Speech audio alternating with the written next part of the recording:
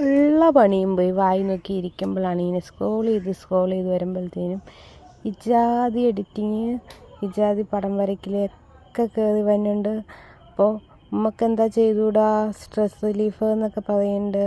അപ്പോൾ ഒന്ന് ട്രൈ ആക്കി നോക്കിയതാണ്. എങ്ങനെയുണ്ട് എങ്ങനെയായി എന്നൊന്നും നമുക്ക് അറിഞ്ഞൂടാ, നമ്മൾ വരച്ച് പഠിച്ചിട്ടില്ല.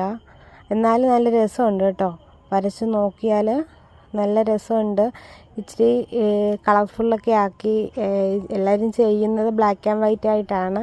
എന്നാലും ഒരു ഐഡിയ വെച്ചിട്ട് കളർഫുള്ളായിട്ടൊക്കെ ചെയ്ത് നോക്കിയിട്ടുണ്ട്. എങ്ങനെയുണ്ട് എന്നൊന്നും നമുക്ക് അറിഞ്ഞൂടാ, എന്നാലും നല്ലതായി ഉണ്ടെങ്കിൽ ഒന്ന് ലൈക്ക് അടിച്ച് പോകണം കേട്ടോ, ലൈക്ക് അടിച്ച് പോകണം. നമ്മുടെ ചാനൽ സബ്സ്ക്രൈബ് ചെയ്യാണ്ട് ഒത്തിരി പേര് കാണുന്നുണ്ട്, സബ്സ്ക്രൈബ് ചെയ്ത് കാണണം കേട്ടോ.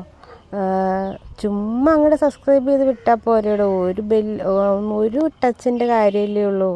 പറ്റുവെച്ചാൽ ലൈക്ക് അടിക്കുക, 2 ഡബിൾ ടാപ്പ് ചെയ്യുക.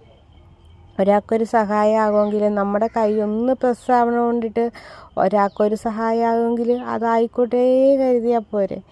അപ്പോൾ എല്ലാവരും വീഡിയോ ഇഷ്ടമാകുകയാണെന്ന് വെച്ചാൽ അതിൻ്റെ എന്താ വെച്ചാൽ കമൻറ്റിൽ പറയുക.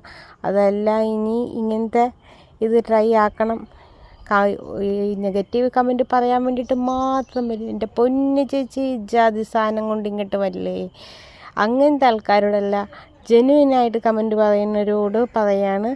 ഇനി ഇതുപോലെ ട്രൈ ആക്കണമെന്നുണ്ടെങ്കിൽ, ഇതുപോലെ വെറൈറ്റി ആയിട്ട് പിൻട്രസ്റ്റിലോ അല്ലെങ്കിൽ എവിടെ നിന്നെങ്കിലും റെഫറൻസ് എടുത്ത് ചെയ്യണമെന്നുണ്ടെങ്കിൽ പറയണം കേട്ടോ.